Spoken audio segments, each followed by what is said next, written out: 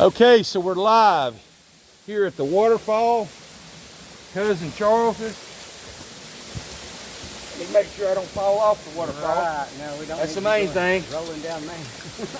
That's right. Well, I just want to, I'm going to kick back here. We got a wider angle. We got a little new contraption here. But we want to say this. This is Cousin Charles. And a lot of our family's buried right across the road here, Charles. Right, yeah. We're at Rock Creek, Alabama, aren't we? Yep, we're at Rock Creek, and like my majority of my family's right there all in the road. And my dad's over there, my mom and my sister. You're just within not even a football field in my family. Right. Like, well, not even 25 feet. Yeah, 25 feet. So we got a lot of history in this area. We're here today, and this is going to be the series of the politician or the preacher. That's what my title is of my podcast. We're going to upload this. It's on YouTube underneath my main channel of Stacey George. And the other subtitle we're doing is the Waterfall Watchmen. Waterfall Watchmen. And I think this is good. This is a good, beautiful day. It's a little bit cloudy now. What is it about? I don't even know what time it is. What time is it, John? It is 3:47. 3:47. So we know we don't want to go too long. So we've probably been going a couple minutes. So 3:45, probably 4:15. Right. We want to end this thing about 30 minutes. But it's a beautiful day, and so we're thinking. We've been talking, and I've been talking to a lot of people all over the state today about how we're going to get 43,000 signatures to allow me, Stacey Lee George, to go on the ballot in November. Right. Charles, I know a lot of people are confused about this because I've run as Republican twice for governor. And we've talked about it, and there's just no way that I can get through a Republican primary dragging along the prison. And Charles, I had to make a decision that I can't let it go. I cannot let an important issue go. They said, if you'll leave prisons alone, Stacey, you could be very competitive in the Republican primary for statewide office. But I can't. So until the Republican voters, more Republican voters, and this movie's helping, move them. But we got to move the needle a little bit on this. But I couldn't do it. So I'm running as an independent because on that issue, it brings both aisles in, and we formed the majority out of the Republicans and Democrats in a November election if we can get this 43,000 signatures. You know, something that I thought of that I haven't told you was that we have a website that we invite every single person, individual running for office in the state of Alabama in 2022, that being the legislators and everybody, the gubernatorial candidates, all of them. Yeah. And we ask 4 questions. Do you plan on seeing the Alabama solution or not? Amen. It will be a default if we are going to put it where everyone will know it's there, and if they choose to not be a part of it, that's going to be a part of the voters' decision making. Okay. Have you watched it? Or do you plan on watching it? Yes. If it's yes, then give us your thoughts in a couple of sentences on what you thought. Either this is true and something needs to be done, or I think it's whatever. Right. That will make us decide on whether we want you or not. Right. And then the next question is going to be, what do you plan on doing about this situation? What's your remedy if you do realize this is a terrible situation? Then we cast our votes dependent upon, as persons, our viewpoint about the prison situation. Right. And what they think of it.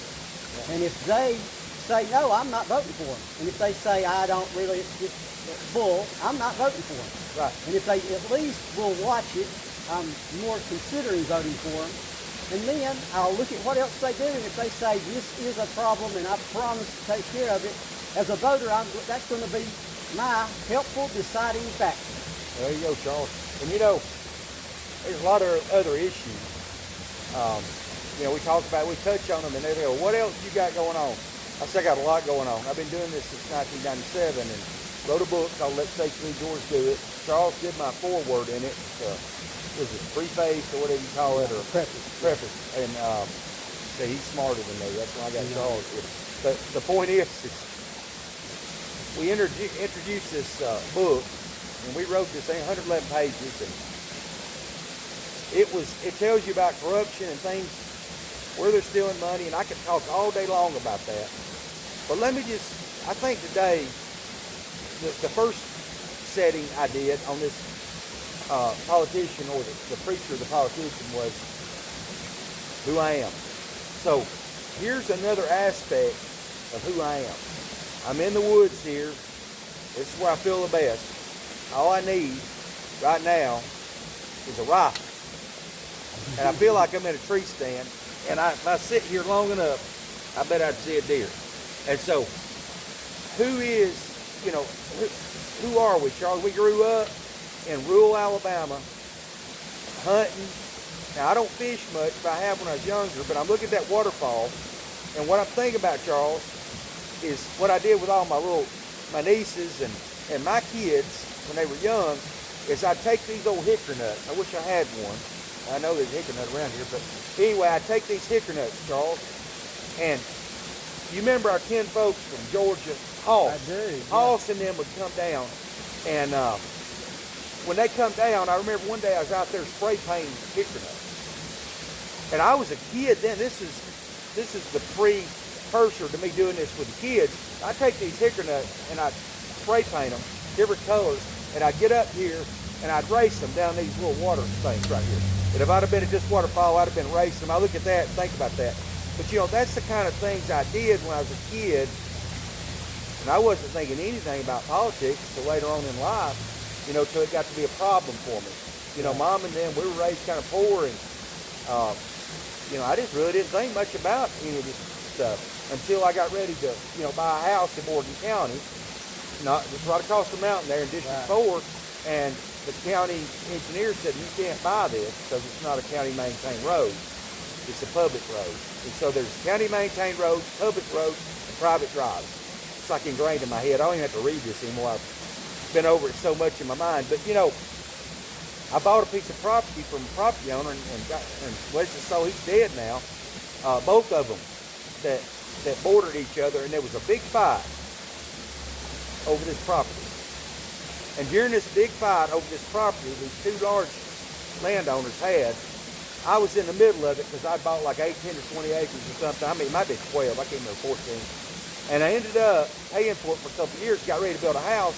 And so I went to the county and I said, hey, went down there, going to pay for it. And they said, oh, this has got to be subdivided.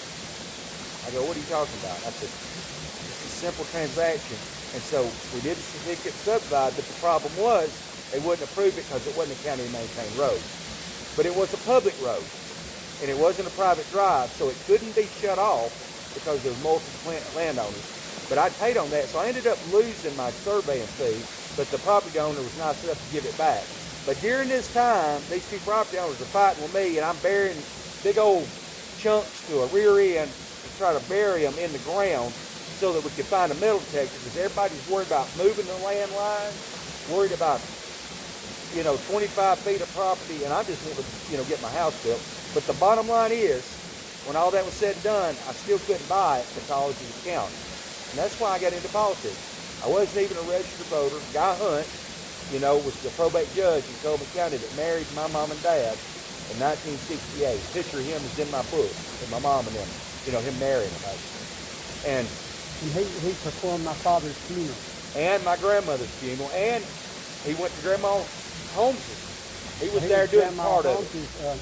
Pastor. Right, and it's right up. We're not far from Gun Pond, right up the road.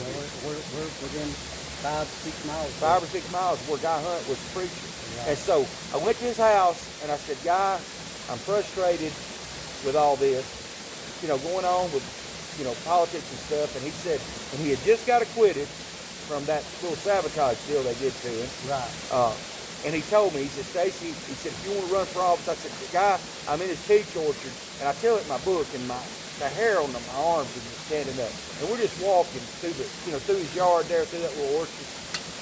And I said, Guy, I believe I want to run for governor one day. I said, I believe I'm supposed to. And he said, well, you haven't done anything in politics. He said, why don't you run over there in Morgan County for county commissioner or something first? And I said, God, I don't know, Lord, I don't know what's going on with me. But I said, I just feel like it. I'm ready to do this. So anyway, before that had happened, I'd taken a course on political science, and I'd won the political science student of the year, and I was older then when I went back to school. And they go, man, I don't know how in the world this works. I couldn't even speak English good, and I still have trouble, but I do say that I can speak as good English as Trump, so I should be good, you know, or any other of these political people. But at that time, I couldn't even carry a conversation. Couldn't even get on the radio or nothing. But when I took the class, he said, man, I'm gonna make you this, I'd like to give you this award, coach. You have potential. That's what he told me. He saw something in me. You had the insight about what was happening in the political world. Right. I saw that they was wrong, and then when I started trying to talk, he saw something. And of course, you know, I studied it, and I was like, I understood it real well. And I was like, man, it just looked natural. So anyway, I won that award, run first time, and we won by 78 votes in Morgan County. First Republican ever elected in Morgan County.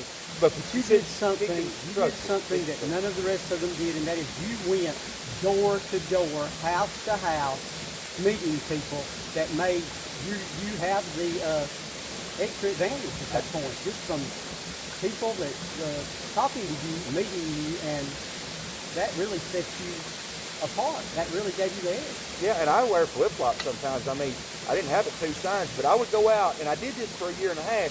Now, the downside to it is I spent a lot of time doing that, spending a lot of time away from my family, and that caused a lot of problems with them things, because I was just pretty obsessed with it. Every weekend I had time, I was out trying to meet people, because I was working, you know, 1 job or maybe 2 jobs and still doing this, but I did it every weekend. So, but we did it. Yeah, like you said, we went out. I went to the black community, the white community, and when it was all said and done, I got 140-something minority votes in Northwest Decatur, for more than any Republican in history had ever received, and I won by 78 votes. And I run countywide, and it was impossible with very few signs and just a little bit of money. I think my dad finally got up enough money buying a couple signs, move around, big ones, and I had a few yard signs, 50 or something. But I met a lot of people, registered a lot of voters, and then the political climate was perfect because George Bush was running, and so I tied on. And I'm still not good with the internet, but I was the first person that we know of ever to hook on. And I said, from the courthouse to the White House, let George do it. So I tied on to his website, George and George. And I tied on to Bush's website. That was when we first had the internet. And everybody's like, how did that even happen? But you could go from my website to his in 2000, 1999, 2000 time frame. And everybody's like, how did that happen? I have a kid that knew about computers. But we tied in, we run that race, we served 1 term, and it was terrible. I went and had a lot of personal tragedies during that time, but we survived because I was just attacking. I said, you know what, guys, I don't like y'all stealing money. I'm seeing some money being stolen, and I'm just looking at it from just a simple, like you wrote that thing, like Andy Griffith. Right. I'm just going, man, this is not right. Yeah, not right. Well, now, tell me if I'm wrong here or explain this one to me, okay? To me, I remember that whoever was over the district, that might have been Point Mallard area, right.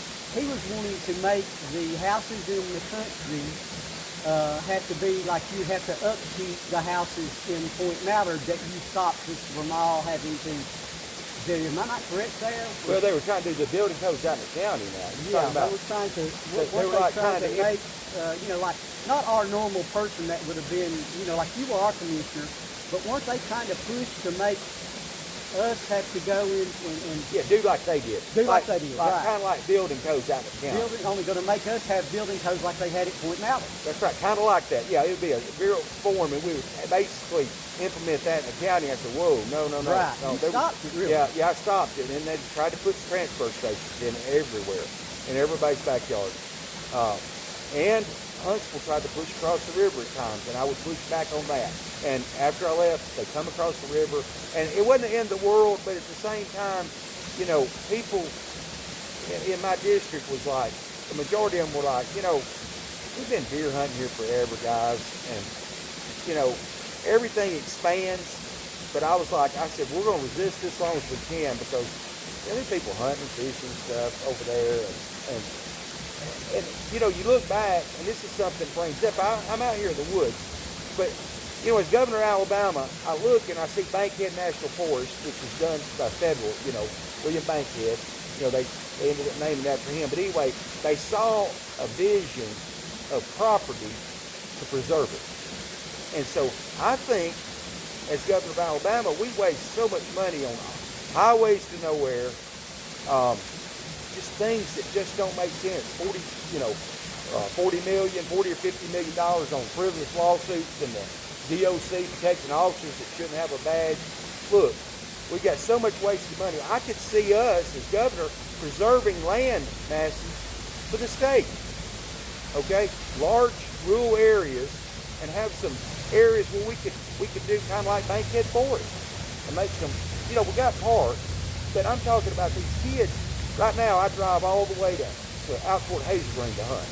I used to be able to hunt anywhere around here, but there's getting to be more people, and there's getting to be less property. And so I think we should go out and get some of these rural areas and have areas large enough in Alabama where they can call them, you know, whatever you're talking about, Bankhead National Forest. They could be a state forest, and still have an opportunity for these kids to not forget how I grew up and how you grew up, right, and see this stuff. But I see the need for that. And I think it could be done, and it would cost a lot. Work with partnerships with people, and just get some lots of land out here and preserve it for that. And those kind of things. The hunting permits. When I first got it, I could look this up. Like, I got my billfold here, but hunting permits were relatively cheap. And now, if you get out of there less than $100 for a hunting permit, by the time you get a management area and all these other things, which management area would be a federal thing taxed on there, but immediately what I would do is I'd cut the everything that's state county, we're gonna cut them in half. And they go, my Lord, what are we gonna do? How are we gonna make up that money? Look, guys, there's plenty of money in Montgomery to do all this stuff. I'm telling you, I saw it in Morgan County. They waste more money than we do. But we're gonna cut those fees. My property tax, since they changed it back when Governor Riley was in early 2000, it used to be about $37 a month for a little acre of land, 2 old sheds. And now it's over double, okay? Now, it stayed $37 for years. It went up $1 maybe a year. A little bit of time. Yeah, a little bit of time, then all of a sudden they do that, and it's over double. Well, we're going to go back to every 4 years. I've talked to the realtors. They don't study what we do down at the county as far as our appraisal. And we'll go back to every 4 years. We're not going back into the property. We're not going to calculate this. We're not going to calculate that. We're just going to set it right here, and you're going to pay this property tax for 4 years. Then they're going to reevaluate it. So that gets the government off your property, and that's a big deal.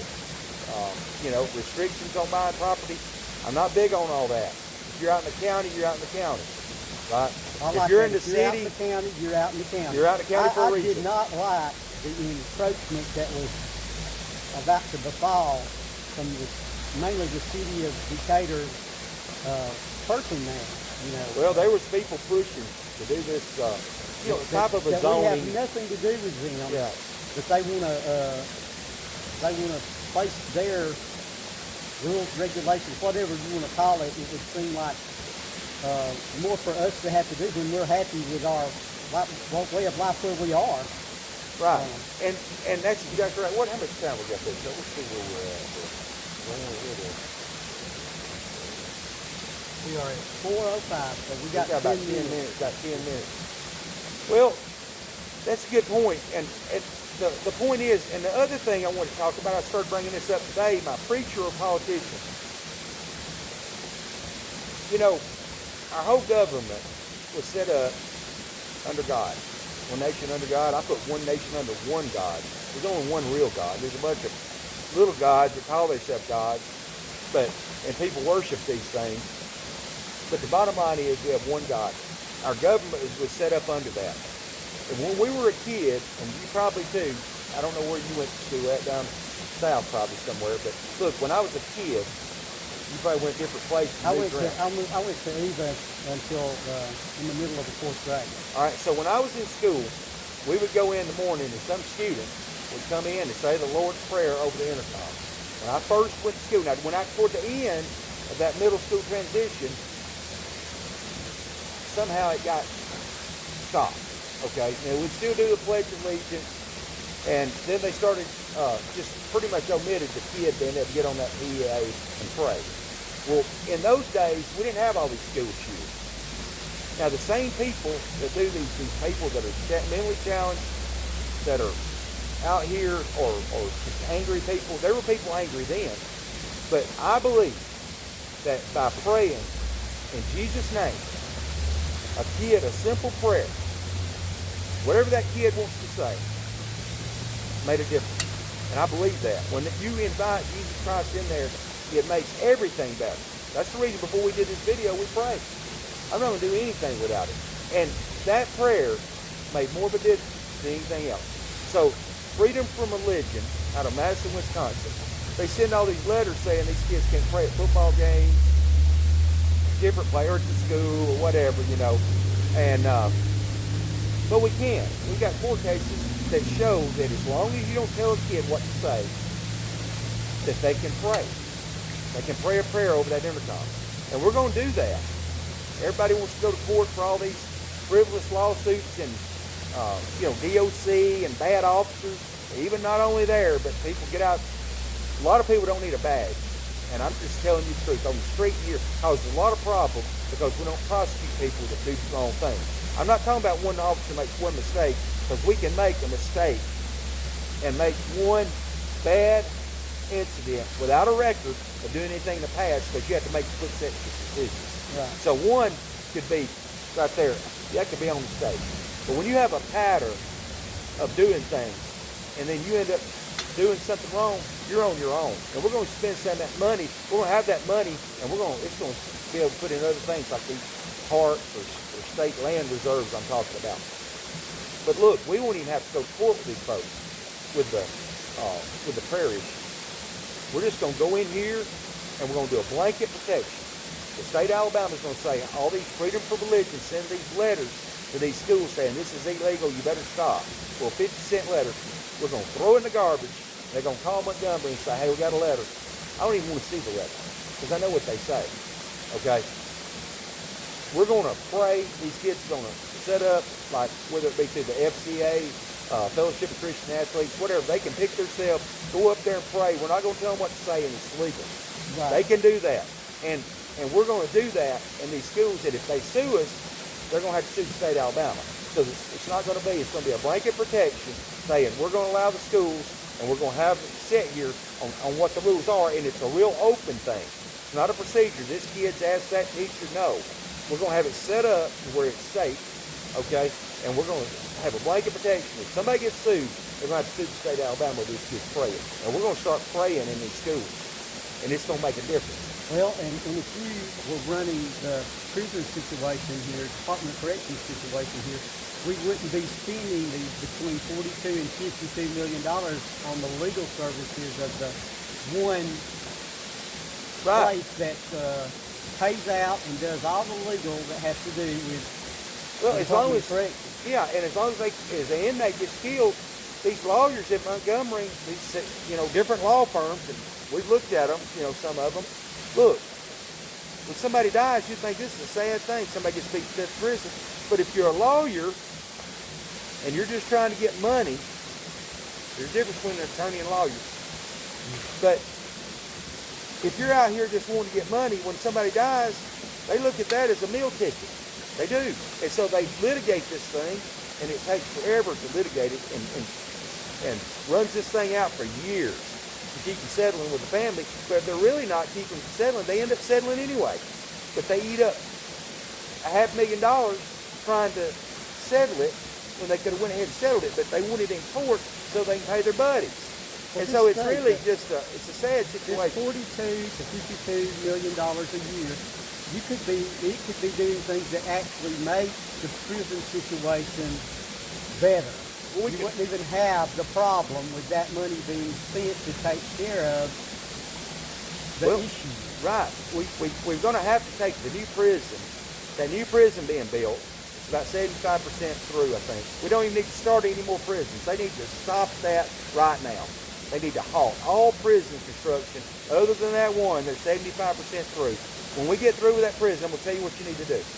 We need to take the mentally challenged, which would be the special needs kids that grew up and didn't end up in a home that had money, so they don't have any mental centers anymore.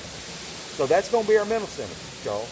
And we're going to put on one wing, we're going to put our special needs kids, and we're going to work back on that wing. This thing's huge. I got a pretty close up look at that thing in a field out there in that new prison. It looks like it looks like I've never seen anything as big as this. We're going to put here, we're going to put special needs men on one side. On the other side, we're going to do something that's never been done. We're going to put the women on the other side of the prison. It's so big, we can control that. We're going to put the women's special needs on that side. We're going to put the people that are on psychotropic medication on this other wing.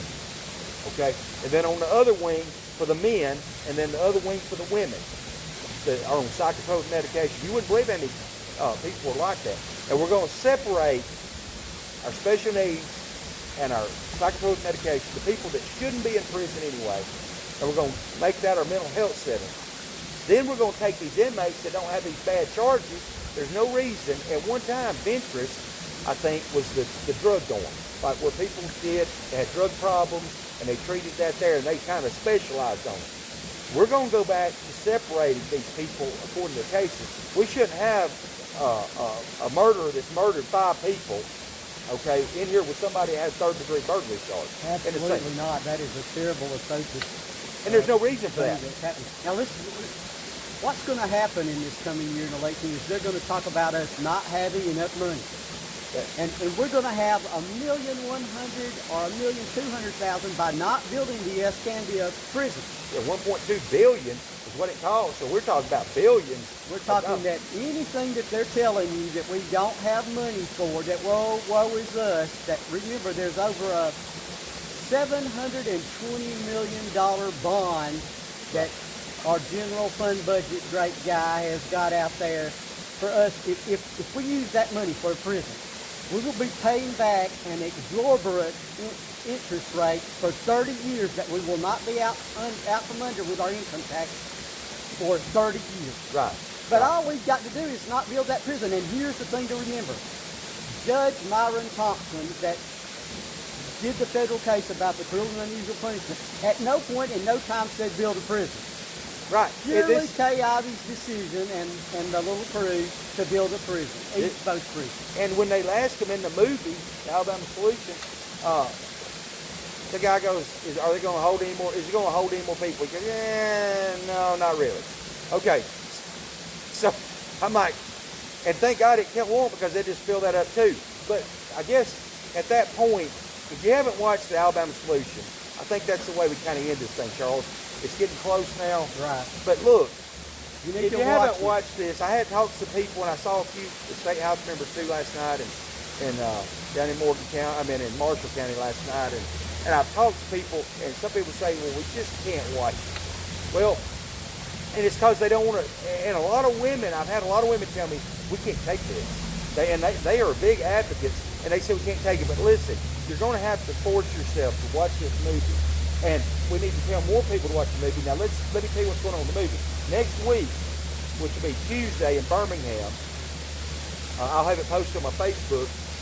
You know, I'll be on a panel. They'll be showing this film at 2 and 6:30 at Stanford, University. Yeah, down in Birmingham, the Cumberland, whatever. Yeah, and we're going to be there. They'll show it at 2 o'clock. After that, they'll do a discussion, and I'll probably be on the panel. There'll probably be other people on the panel, usually is, and people that's in the movie or something affiliated with it, and then you'll be able to ask questions. Then the other movie will start at 6:30, and they'll show that movie again, and they'll do another panel discussion, I think. So I'll be in Birmingham on Tuesday. That's the 13th. That's the day they go into, I think they go into session at 12 o'clock that day, and they usually go in and then shut it off quick and then do the state address, the governor does. And so anyway, we're going to be doing that. So the movie's up. The Critics Award, it's won the Critics Award as the #1 political movie, anywhere. Documentary. Documentary, movie. It says movie/documentary. Right. That's what it's labeled. Now what's going to happen is on January 12th, which is my birthday, which is Monday, my birthday, and let me tell you what you can do for my birthday. On my birthday, you can go on my website, which is Let George Do It for Governor. That sounds a little bit long. Please do this. And print the petition off. All you do is hit the petition. You're on the computer. It's very easy. Hit print. It gives you 10 signatures. If you could get me 10 signatures for my birthday and mail that to me, that's what I want. That would make my heart good, because a lot of people are busy. But if you want another option in November and you want these guys to talk, I'm going to have to be on that ballot, and I'm going to have 43,000 people to sign that petition and get it to me. Now, I go out every day, but I can't do this by myself. And I'm telling you, I cannot. I've done this, but I can do it with some help. And I had a lot of people call me today. Real positive things going on. Yesterday, I was on the ground. Today, I was talking on the phone mainly. We're over here. I got a petition over Boyd County. They're helping me, and bless them. But I need 10 of them printed out. You can mail it to my P.O. box. It's on there, 489 ARAB. I got a big P.O. box, and I need some petitions, signed. And if you can only get 4, that's okay. But sure, you can get 10. If you can get 10, maybe you get 12. My birthday's on the 12th, maybe 12. Whatever I can get, please send them. And we're going to be traveling. But listen, if I'm on the ballot, this makes both these guys talk.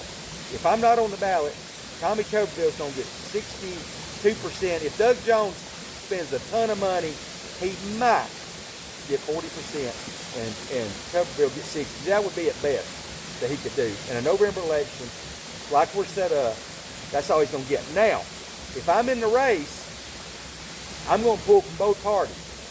Both parties. And I think I'll pull more from the Democrat Party than the Republican. But you would think I'd pull more from the Republican. But the bottom line is, the race will be, me being in the race will make them both talk.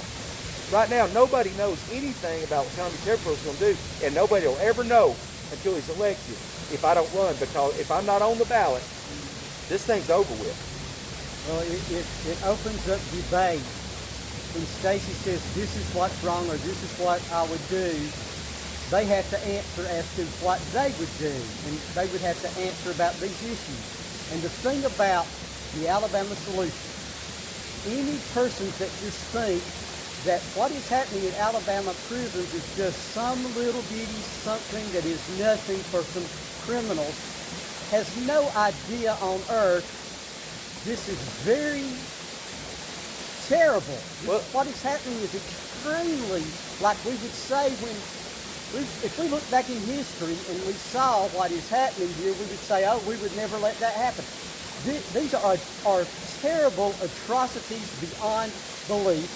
And if you would be hurt by, you don't want to see it, then I believe the person that would not want to see it already knows what we're talking about. That's right. But the person that's it's just nothing, and it's just some people complaining, and I'm not going to look, and I'm not going to watch. They are the ones that's wrong. By not opening their eyes to see what is actually terribly, awfully happening, that we are having no empathy as a government or as a people to do anything about. In the annals of history, if we don't do anything, if you don't look and we don't stop it, we are to blame, and history should show us as being that. And there's no way around that, guys. Right. There we are. Right, and this is what God says, okay? So I'm going to tell you how you can really find out what God says. Google is an amazing thing. Just hit Google and say God and prisoners and Jesus and prisoners. And see what he says. And nowhere in there will it say that you don't give a human being soap, and you don't feed them. You feed them food that says not for human consumption, and you allow an officer to beat them to death, and then you promote the officer from officer to sergeant to lieutenant. Now that's not just one instance. This is been going on, and it's never going to change until people, the Christian people, start Googling that, saying, hey, it says that we need to rehabilitate them. It's the message. and you read it, it says you're supposed to treat them as if you were in there yourself. That's what the Bible says. And you can Google it. You don't have to ask me. You can look at, I have the NLT. You can do the Passion Translation. You can do the New King James. You can do the Amplified. You can do the NIV. You can do KJV, New KJV, Living. You can do anything you want to do. It's going to tell you the same thing. God's going to tell you that. And this is the thing. It's on us. And God's watching. And he's not happy about this. And he's got his hand on this movie. And next week, when I was mentioning my birthday, that I need those petitions printed off the website, or call me, and I'll try to meet you. Please. Please. What I'm going to do is next week, on January 12th, guess what they do? They start voting. From January the 12th to the 16th, they start voting on the Emmy winner. Okay? And so, it will be, by the 16th, the voting will end. They'll tally them up. They'll be down to 5. And I think what happens then, if you're right, you know more about this, Charles, but after that, they get down to 5. They don't tell anybody, and then they have the awards. And then they announce the winner. Yes. And so whoever wins the Critics Award, what normally happens, Charles? Normally the movie that wins the Critics Award is at least nominated and often wins the Academy Award. Right. The Oscar. Right. Now, I want to make sure I take my hat off so y'all know that head, that was me in my chair, and right there in Arab, Alabama. I've got about 5 or 6 scenes at 45 minutes into the movie. I'm in the trailer. But see, that's nothing but God. I didn't even know what I was going to wear that day. I probably got flip-flops on, guys, and a pair of shorts. Now look, that's God. There ain't no way I could do this. And I wouldn't even be here today, and I wouldn't even tell you I could run for this race if God hadn't put me on this platform. And this could have never happened except really God. prayed and felt like it was all along, if you remember. Yeah, I did. I was like, I don't think this will happen. And here's the next thing. There's a really good chance this is going to win the Academy Award for best documentary. And it's political documentary. Political documentary. That means that more than likely it will be released big time at all movie theaters across the United States and potentially the world. Right. Where before it's been limitedly, and you could come, it would be something that it would befit them to have it everywhere. Right. Because it is the Academy Award-winning documentary. That's right. So that will also be at a time period that would be really, really good as far as for the election, as far as for actually having people come to the realization that we need to get our empathy back. I mean, I don't know how to say that. It seems like we are lacking empathy. Right. If it was animals. Our own choice and our own belief and our own ability to give empathy will grant us empathy when it's necessary in our future, if it ever is. Right. So we have got to become empathetic. If we had stopped this to begin with, when anyone first saw it, then we wouldn't necessarily be where we are with everything in the world occurring as it is right now if we had been empathetic at the very beginning. That's right, Charles. And what that starts with, when I remember for years now, and I love a lot of these people, but I'm going to mention it. All right? I'll just go back to Bob James. All right? We had Bob James in. We had Governor Riley. We had Don Siegelman. We had Governor Bentley. We had Governor Ivey. And listen, it didn't matter what party. Nobody cared. So Charles, what I'm here to tell you today is I care. I care about these people. You care about these people, and you can see it in our voice. I almost cry when I think about this, and not because I'm sad, but I'm more angry. And it's like a righteous anger from God. And that's the way God feels. He's not happy about this. That's why he goes down with the movie. Okay? But listen, we've got to change this stuff. And it starts at the top. If the governor walks in and the governor says, look, I'm in that movie, and this has to stop today. The day one. And I said, I'm going to go into these prisons at night, and you're not going to see me coming. I'm going to come in a helicopter like your dad did, and they're going to drop me in there on that pad. I know what pad I'm going to get on because I know where they're at. And I'm going to go into that prison with a group of people. I ain't going to go in with guns. We're going to go into that prison. I'm going to go into the chow hall. I'm going to sit down and say, give me a roll, please, ma'am, or please, sir. Give me a roll. I want to know what they're eating. Give me a meal. Okay? I'm ready for my meal. All right? So the governor of Alabama is sitting here. All right? Then we're going to have media day. We're going to bring all the media out on the yard of the prison. And we're going to have anybody who wants to talk to them can talk to them. Now, I can't fix all this by myself, but I'll tell you what I can do. I can open it up to where once it gets opened up and the media gets access to it, it'll fix itself. But without it, you got to have leadership. But if you have a leader at the top, like Governor Ivey, I don't care. We need to lock them up, throw away the key. And they're talking about that one guy that was in there. I could, over the committee, it says, you know, one day they might walk around. Really what we should do, you know, that's what he said. He said we should we can't kill them all. I'm like, if y'all don't see this movie, it's crazy. What I heard people say that I had voted for all my life. And I wouldn't, or, you know, all my political, there's a lot of people, and most of them are retired, I think, but I'm like, there's people that I won't even give the time of day anymore politically. You hear me? I've lost so much respect for people through this movie. It's crazy. That's why I was saying, we need to see, will you watch it? Right. You have watched it. What did you think, and what would you do? That's right. We need to know that of every one of them before we go to decide whether to vote for them. And in all honesty, I don't think that you could watch this movie and let them say, I'm not doing anything. You're right, Charles.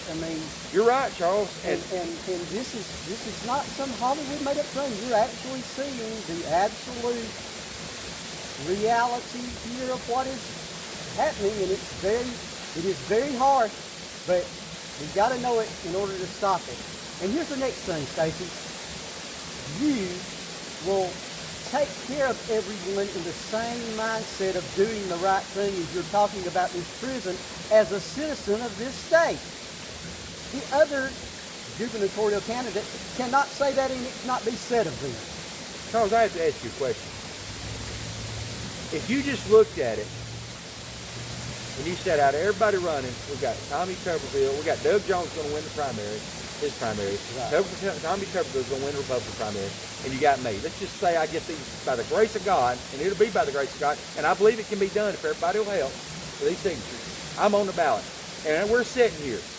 There ain't nobody else. I don't see Doug Jones or Tommy Tuberville in the woods, but they may see this video and may decide they want to do it too. Right. But, Charles, if you didn't even know me and you saw this, do you believe the United States Senator Tommy Tuberville is running for governor because he loves the people of Alabama?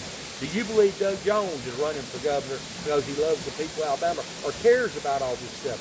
Now, I have to ask, with Governor Ivey, she's been in this thing for years, and Grandma Ivey, people saw that as she cared. They did. Yeah, I give it to them. The grandma aspect of it was somewhat misplaced because there really wasn't the sweet, kind grandma-ness of it there. But there you are. So, Charles, right here, I mean, if you looking at me and us, but you're saying, you can tell I care. Right. That's the I've cared since 1997. I've cared about people. I've cared about justice, whether it be county commission, people stealing money, politics, but justice, whatever balance is, it's about balance. And you know, and honestly, I talked to my wife. I said, please, I don't want to run this time. I told her, I said, we got to pray about this. I said, I really don't want to run again. I want to tell people in my book how to run. And that's what we wrote the book. And I tell them, this is how you catch them. And people are reading my book right now trying to catch people. And they are. They said, man, when I read your book, hey, we got them. This is how we do this. I said, yeah, and I wanted people to run. I never even intended to run. I wanted people to run. I wanted to empower them to run. I wanted to tell them how to run. I wanted to help them. I just wanted to do my job. I'm okay doing a janitor job or a substitute teacher trying to keep kids from going to prison because I know I do it. I understand that, but I'm saying, but I prayed, and I said, God, I'm going to do it again because the Holy Spirit lifted from me. I said, I'll just do this. When the movie come out, I said, I'm just gonna do ministry. I love ministry. I love the breaking the curses off bloodlines, talking about that, trying to encourage people, trying to show them spiritually how to break things that can help them in prison or get out and on the street. Okay? But when I said I'm not going to run, I felt the Holy Spirit pull back from me. I know the very spot I was standing on, and he pulled away from me. And I told my wife, I said, I'm so lonely right now. I'm at work, but I'm so lonely right now. I said, I told him that. And I basically said, I had to make some type of decision so I could make sure I was right. About 6 hours later, I'm in the same spot, and I said, I'll run. I said, Lord, I'll run. Regardless whether I win or not, I'll run. Felt the Holy Spirit come right back. And I knew then, and he said, you can be a preacher, or you're going to be a preacher and a politician. Now, preacher in the sense of this, spreading the gospel. You know, I don't call myself a pastor, but we're really all preaching to a certain degree. But so he said you can do both. That's the reason my title come up, my channel or my podcast is going to be the preacher or the politician, and we're at the Waterfall. And I want to say, since you asked me before, what you got with Doug Jones and what you got with Tuberville. What you got with Doug Jones is, even if you are a Christian person, he is going to go into areas that will not go with your Christian belief and absolutely stand adamant and want to come forward with those particular ideas. And with Tommy Tuberville, all I see is a whole bunch of lobbyists that can attempt to take advantage of him, since we know he loves money a lot. Sorry to have to say, but he got a whole lot being senator, even though he let whoever run the money. So he couldn't even answer a whole lot of things having to do with the state unless he's brushed up on it all of a sudden. So if you look at his past history of how long he stayed at wherever he did and how much money he collects at each place, and that people, I believe there's people in the background that says, go have this stance on this and you'll get more of the Alabama good old boys to be right there along with you. But if they look at what happens, the amount of money that he gets and the ultimate end result of it, it's not what you're thinking. I mean, you're going to have to do more. If I'm in the race, you're going to have to do more than wear your Trump hat, which mine says Jesus makes America great. And I'm going to be honest with you.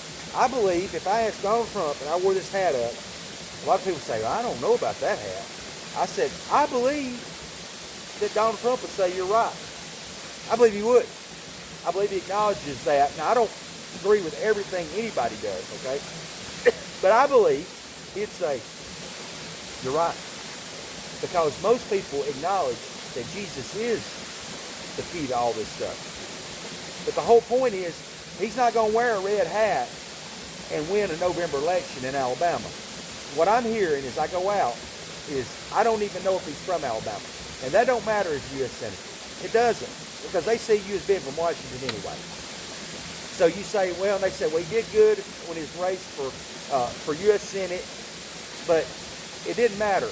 But people in Alabama, I believe, Charles, I believe, honestly, if we can make them believe that we can win, and we can, with those signatures, we can win. And I think I'll raise a ton of money when we get on the ballot. I really do.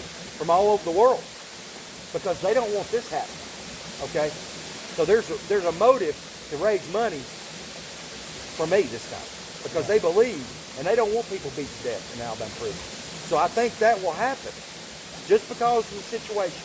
Now, what's going to happen is, I really care, and the point is I'm one of the people watching this. The majority of people that vote are just like you and me, Charles, to a certain degree. Right. All right, but they always have a problem. We always have a problem with people like us because they say, I don't know if they know how to do this or not. Look, when I was county commissioner, I went in there and didn't know anything. When I left, I had a surplus of everything. Okay, in the county commission, it stopped all kinds of corruption. And I didn't have a clue about politics other than I took a course in political science. But I've got my resume, on that Let George Do It for Governor. If you can't do it, you can just Google Stacey George for Governor website, and Google will bring it up where you can click on it, okay? And my resume's on there. Hey, I've done a lot of things. Department of Defense, testing, nuclear power plants, it's all on there. So I would put my resume up against any of these guys. Now, I've never been a coach other than a t-ball coach one time, and maybe helped a little with basketball, but I hadn't done much coaching.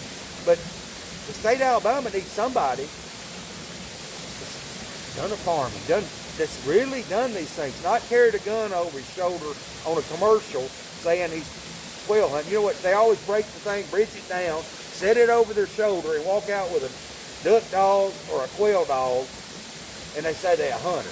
They got an orange hat on. I laugh. I'm laughing. I go, look, dude, if you really hunting, you're going to have a gun, and I'm going to have that thing loaded, and we're going to be safe. But I'm not going to walk around with the thing bridged open. And it's the craziest thing I ever seen. And people go, boy, you hunt. No, he doesn't hunt. They're just doing this so they can get your vote. Look. I'm real. And I guess that's what I need to tell everybody is I'm a real person that does real things, that has real issues like everybody else. And if we could ever put somebody like me in there, like you and me and Charles, we could change the whole world. And everybody will fight against you in Montgomery because they don't want this. They don't want my opinion down there. They want me to go down and see, this is what we're supposed to do, Charles. Let me tell you what I'm supposed to do. And they told me this early on. They said, you're a county commissioner, you're a little bit too loud, and they're not going to like you in Montgomery. So what you need to do is, you need to run for your little state house seat. Calm down. Don't cause any chaos. If you want to go to Montgomery, you go down here as your state house, and you get in these meetings with all these lobbyists. Don't act like you've been acting. Don't ask no questions. Go in here, let them feed you, and you talk to them, and let them get to know you. Do some community service around, build your community service up, and then you might run for state senate next. But if they like you real good and they trust you, they'll try to indoctrinate you. That's right. And then once you get indoctrinated, they say, you know what, he'd probably be all right for state officer. Let's run him for state officer. And that's the way you work. And then by the time you run through this thing, they say, I feel comfortable with so-and-so because they know them. But they don't feel comfortable with me because they don't know me, other than the fact that I come down there and I oppose a lot of things they do. I won't be as invasive as they think I am because I would agree with them some things. But they can't control me. Right. And they shouldn't control the politicians. But I don't even know if Governor Ivey's even running the state right now. Well, here's the thing. Other persons will let the people of Alabama be run over, and probably some of them for their own self-interest or for their own ideology. Stacey will be the person in between you and the person trying to take your money or do you wrong, and I can absolutely 100% tell you that. And that is a fact. It's in my book. I got a history of it. I didn't just say, I'm going to do this. I wrote a book about what I've already done.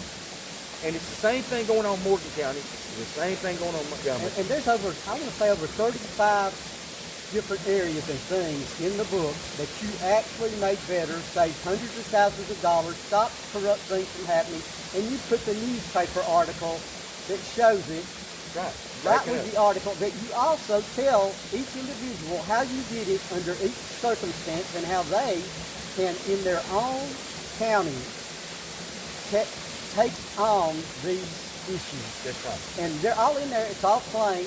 It's all just completely. This is how you kept the woman that was going into the other county to get her sister's garbage for free, carried by the state that she didn't pay for, that we pay for the gas 365 days a year to go into that. That's right. It's about 100 yards in the county, but that's right. You know, I show them. I got a picture. And what about the bus in Gadsden? Well, we had those buses going into another county, like 3 counties over, running all these.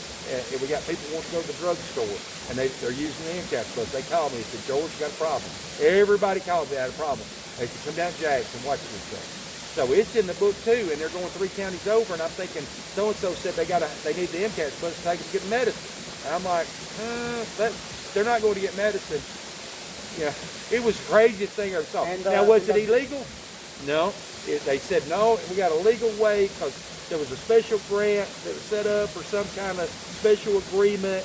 And so, but once we broke it up, and I said, okay, if we're going to carry people over here to Gadsden, I got some folks in Huntsville want a bus too. So I said, oh, that got them. and they're like, well, we don't have enough buses. Oh, and I go, okay. So here's the thing that made Morgan County, when you were there, different than any other county. Everyone knew that there wasn't anybody that you could go, this is going wrong here. No sense in even going to the other ones because it wasn't going to do any good. Right. Everybody in Morgan County knew they had Stacey George. that's right. And if you called Stacey George, it was getting looked into, and everything within your ability was getting done, if it was wrong, to make it right and stop what was going on. Didn't they go on a big thing to Florida, a whole bunch of them, spent a lot of money? Yeah. That you said they're not even supposed to spend this money? No, and well, the thing of it is, we're spending 180. I don't know. It was like crazy. We took everybody to the courthouse. Was going on these beach vacations, and I'm like, and the county's paying for them to go on their beach vacation. and then after we protested, not even helping in some areas that were absolutely mandatory, but the money was getting spent for their vacations in Florida. and then when we brought it up, it dropped from like 180,000 down to I think 10. It went. I mean, it was hundreds of thousands of dollars that they stopped because they're like, oh no, everybody knows. So now we can only send one or two from the courthouse on these trips, and I'm like, yeah, that's probably what we need to do, right? You know, we don't need to send the whole crew everywhere we go, and all their food. I looked at the food receipts. We're talking about steak and eggs for breakfast, big meal at lunch, big meal at supper, and I'm like, you know, there's nothing wrong with me getting a good meal. I told them, I said, whatever I would eat if I was on vacation, you know, and I was, you know, I'd go out and I have one good meal usually, and not a real expensive meal. I wouldn't even eat expensive when I go on vacation, but you'll have one meal pretty decent, and you eat you a sandwich or something, but, you know, I never spent much. I just didn't feel that good about it because I'm thinking I'm going to do whatever I would do if I was traveling. If I was one doing it, if it was my spending someone else's that's right. money. And I even felt worse about spending somebody else's money. But at the same time, we proved the point. We changed a lot, but we probably need to wind this thing up. Right. As we end this thing, I want to end this thing with scripture up here. John 10:10. The movie came out on 10:10. I've been praying this for years. That was another confirmation for me. John 10:10 is the thief, the devil, comes to steal, kill, and destroy. But Jesus comes to give us life and life more abundantly. And I claim that over each one of you that's watching this right now. Charles and everybody watching this, I claim John 10:10. The devil's trying to steal, but no weapon formed against any of you either will prosper. In Jesus' name. God bless you. Thank you. Please get your signatures. Please get signatures.